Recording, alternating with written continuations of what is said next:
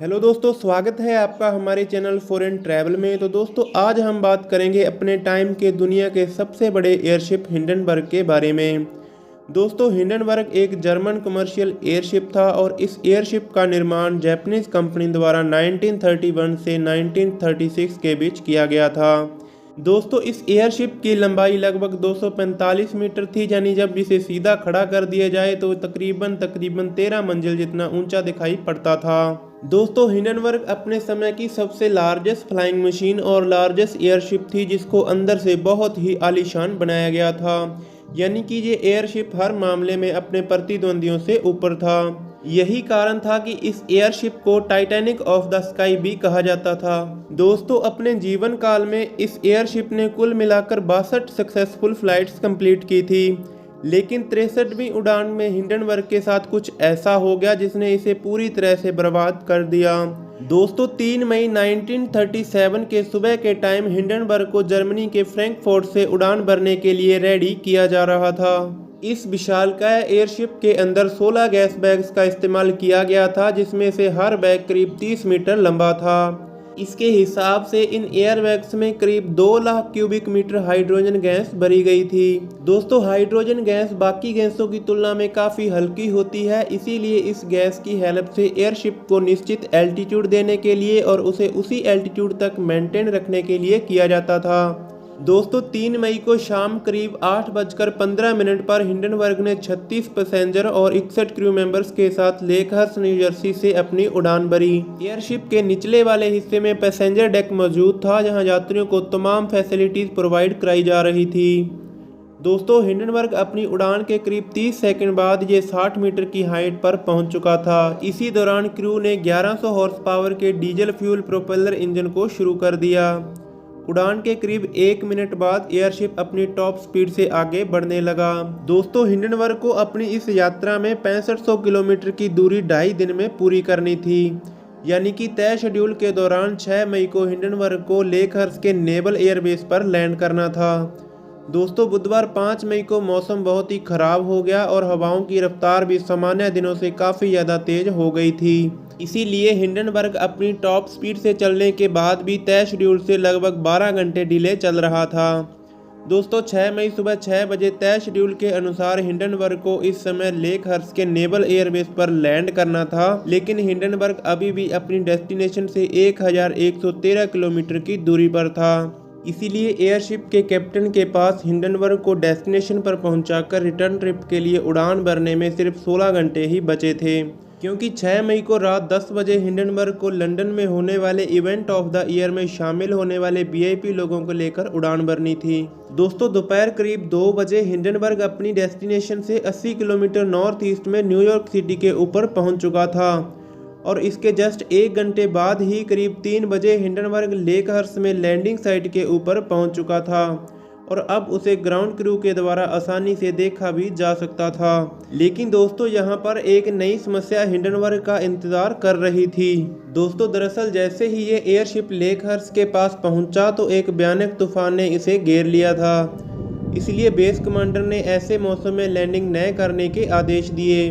मजबूरन captain max Bruce ने Hindenburg को साउथ वेस्ट की तरफ मोड़ दिया और तूफान से दूर जाने लगे।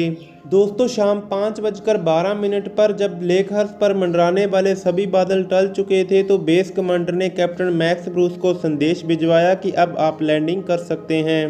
बेस कमांडर का मैसेज मिलते ही कैप्टन ने एयरशिप को वापस लैंडिंग बेस की तरफ मोड़ लिया। शाम 6:13 पर हिंडनबर्ग लगातार अपनी लैंडिंग बेस की तरफ बढ़ रहा था, लेकिन तभी अचानक हवा की दिशा बदल गई। दोस्तों, ऐसी सिचुएशन में अब कैप्टन के पास 2 ही ऑप्शन बची थी, जिसमें पहली ये थी कि वो हवा की दिशा के साथ ही आगे बढ़ते रहें, लेकिन इस कंडीशन में लैंडिंग और भी डिले हो सकती थी। इसलिए कैप्टन ने सेकंड ऑप्शन चुना और हवा के विपरीत एक शार्प टर्न लेकर आगे बढ़ने का फैसला किया। लेकिन कैप्टन का ये फैसला एयरशिप पर बहुत ही ज़्यादा भारी पड़ने वाला था। दोस्तों, शाम करीब 7:17 पर कैप्टन ने पहली बार नोटिस किया कि किसी कारणवश एयरशिप का पिछला हिस्सा लगातार भारी होता जा रहा था और आगे वाले हिस्से की तुलना में नीचे झुकता जा रहा था। लेकिन एयरशिप को लैंड करवाने के लिए बहुत ही ज़रूरी था कि एयरशिप पूरी तरह से बैलेंस में रहे। दोस्तों इसीलिए कैप्टन मैक्स क्रूज ने क्रू को एयरशिप के वाटर टैंक से 1000 किलोग्राम द्रव्यमान जितने पानी को डंप करने के निर्देश दिए ताकि हिंडनबर्ग को संतुलित किया जा सके। करीब 6:19 पर एयरशिप लैंडिंग बेस के काफ़ी नज़दीक पहुंच चुका था। इसलिए कैप्टन ने फाइनल राइट शार्प टर्न लेकर एयरशिप को लैंडिंग एरिया के साथ लाइनअप करने की कोशिश की, लेकिन यहाँ समस्या ये थी कि हिंडनबर्ग का पिछला हिस्सा अभी भी लगातार नीचे की तरफ जा रहा था। इसलिए कैप्टन ने 6 क्रू मेंबर्स को हिंडनबर्ग के नोज सेक्शन में आकर खड़ा होने के निर्देश दिए ताकि एयरशिप के अगले वाले हिस्से में वजन बढ़ाकर उसे बैलेंस किया जा सके। दोस्तों इसके कुछ मिनट बाद ही फाइनली हिंडनबर्ग लैंडिंग एरिया में पहुंच चुका था। इसलिए क्रू ने एयरशिप की स्पीड को डाउन किया और धीरे धीरे लैंडिंग साइट के नज़दीक पहुंचने लगे। दोस्तों लैंडिंग के लिए क्रू को हिंडनबर्ग के नोज सेक्शन से मूरिंग टावर पर एक मूरिंग केबल ड्रॉप करनी थी, जिसे ग्राउंड क्रू के द्वारा मूरिंग टावर से अटैच करके एयरशिप को धीरे धीरे जमीन पर लेकर आना था। लेकिन इससे भी पहले एंकर रोप्स ड्रॉप करनी होती थी ताकि ग्राउंड क्रू इस रोप्स के सहारे एयरशिप को मूरिंग टावर से दूर जाने से रोक सकें। दोस्तों एंकर रोप्स ड्रॉप होते ही ग्राउंड क्रू हिंडनबर्ग को बैलेंस करने में बिजी हो गया कि अचानक 6:25 पर हिंडनबर्ग के पीछे वाले हिस्से में आग लग गई। आग लगते ही एयरशिप का पीछे वाला हिस्सा तेजी से नीचे गिरने लगा और वहीं आगे वाला हिस्सा हवा में 100 मीटर तक ऊपर उठ गया। दोस्तों इस समय एयरशिप में 97 लोग मौजूद थे। कोई कुछ समझ पाता इससे पहले ही आग एयरशिप के पिछले वाले हिस्से से होती हुई हिंडनबर्ग के नोज सेक्शन से बाहर निकल गई। दोस्तों अगले ही पल एयरशिप के सभी 16 एयरबैग्स में मौजूद हाइड्रोजन गैस में भी आग लग गई। देखते ही देखते पूरा एयरशिप जलने लगा और कुछ ही पलों के अंदर दुनिया की सबसे बड़ी एयरशिप जलकर बर्बाद होने लगी। लेकिन गनीमत ये रही कि इस 30 सेकंड के ड्यूरेशन में अधिकतर पैसेंजर्स एयरशिप की पैसेंजर डेक की खिड़कियों को तोड़कर बाहर कूदने में कामयाब रहे। लेकिन दुर्भाग्यवश 13 पैसेंजर्स और 22 क्रू मेंबर्स हिंडनबर्ग के अंदर ही जलकर दर्दनाक मौत के शिकार हो गए। दोस्तों जब ये घटना हो रही थी तो उसी वक्त नीचे ग्राउंड पर मौजूद कुछ ग्राउंड क्रू मेंबर भी इसकी चपेट में आने से मर गए। इस प्रकार इस भयानक हादसे में 36 लोगों की मौत हो गई, जबकि 62 लोग इस दर्दनाक हादसे में अपनी ज़िंदगी बचाने में कामयाब रहे।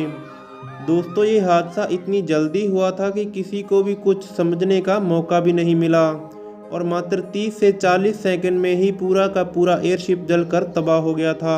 यही कारण है कि आज तक इस घटना की असल वजह को लेकर बहुत सी थ्योरी और परिकल्पनाएं प्रस्तुत की गई, लेकिन कोई भी इस घटना के मेन रीजन के बारे में नहीं जान पाया। लेकिन इस सब के बीच एक थ्योरी ऐसी भी है जो घटना की रियल वजह को एक्सप्लेन करती हुई सही दिखाई दे रही है। दोस्तों प्रत्यक्षदर्शियों और सर्वाइवर्स के इंटरव्यू तथा एयरशिप के मलबे से डेटा के अकॉर्डिंग इन्वेस्टिगेशन टीम इस निष्कर्ष पर पहुंची कि इस घटना की मुख्यतः वजह हिंडनबर्ग में यूज की गई वेसिंग वायर्स थी। दरअसल दोस्तों एयरशिप के ढांचे को एक जगह बांधे रखने के लिए करीब 200 किलोमीटर जितने लंबे वेसिंग वायर्स का अलग अलग टुकड़ों के रूप में यूज किया गया था, जिसमें से प्रत्येक 3 मिलीमीटर पतला और स्टील से बना हुआ था।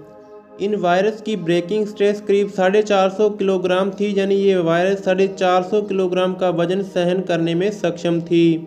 लेकिन ये अचानक से लिए गए किसी भी शार्प टर्न के लिए बिल्कुल भी सक्षम नहीं थी। इसीलिए जब हवा की दिशा बदलने के कारण कैप्टन ने हवा के खिलाफ एक शार्प टर्न लिया तो इससे एयरशिप पर एक्स्ट्रा स्ट्रेस पैदा हो गई, जिसने एयरशिप के टेल साइड में एक ब्रेसिंग वायर को ब्रेक कर दिया और ब्रेक होने के बाद वायर गैस बैग्स के प्रोटेक्टेड कवर को चीरता हुआ आगे चला गया, जिसके कारण हिंडनबर्ग के पिछले हिस्से के एयर बैग में से हाइड्रोजन गैस लीक होने लगी। इसके अलावा लैंडिंग से पहले जब हिंडनबर्ग तूफान से गुजर रहा था तो तूफान में लाइटिंग इफेक्ट की वजह से एयरशिप के चारों तरफ highly charge electric atmosphere create हो गया। लेकिन इस समय तक तो एयरशिप को इससे कोई भी खतरा नहीं था, क्योंकि हिंडनबर्ग का एल्यूमिनियम से बना आंतरिक ढांचा और outer skin highly charge electronic atmosphere के बराबर ही आवेश में था। लेकिन दोस्तों जैसे ही एंकर रोप्स को जमीन पर ड्रॉप किया गया तो एयरशिप का अर्थ से कांटेक्ट हो गया। उसी समय बारिश भी शुरू हो गई थी, जिसके कारण एंकर रोप्स पूरी तरह से गीली भी हो चुकी थी। जिसकी वजह से एयरशिप का अर्थ से सीधा सीधा कॉन्टैक्ट स्थापित हो गया था और इसी वजह से अब इन रोव्स के माध्यम से एयरशिप के मेटल फ्रेम का आवेश अर्थ की तरफ मूव करने लगा। दोस्तों, इससे एयरशिप के मेटल फ्रेम का आवेश 0 हो गया था, लेकिन एयरशिप की आउटर स्किन जो एल्यूमिनियम कॉटन मिक्सचर से बनी हुई थी वो अब भी हाईली आवेशित थी, क्योंकि एल्यूमिनियम कॉटन मिक्सचर आसानी से इलेक्ट्रिसिटी को कंडक्ट नहीं करता। यानी कि दोस्तों, अब हिंडनबर्ग का मेटल फ्रेम 0 वोल्टेज पर था, तो वहीं आउटर स्किन अब भी हाईली वोल्टेज कलेक्ट किए हुए था। वोल्टेज के इसी उतार चढ़ाव ने मेटल फ्रेम और आउटर स्किन में स्पार्क को जनरेट कर दिया, जिसने लीक हुई हाइड्रोजन गैस को इग्नाइट कर दिया। दोस्तों, इसी कारण से देखते ही देखते आसमान का टाइटैनिक कहा जाने वाला हिंडनबर्ग मात्र 30 से 40 सेकंड में ही जलकर तबाह हो गया। तो दोस्तों, ये थी आसमान का टाइटैनिक कहे जाने वाले हिंडनबर्ग के साथ हुए एक दर्दनाक हादसे के बारे में पूरी जानकारी। अगर दोस्तों ऐसी ही घटनाओं के बारे में आपको और जानना है तो वीडियो को लाइक करें और चैनल को सब्सक्राइब करें। तो दोस्तों, मिलते हैं अगली वीडियो में, तब तक हंसते रहें, मुस्कुराते रहें और हमेशा तंदुरुस्त रहें।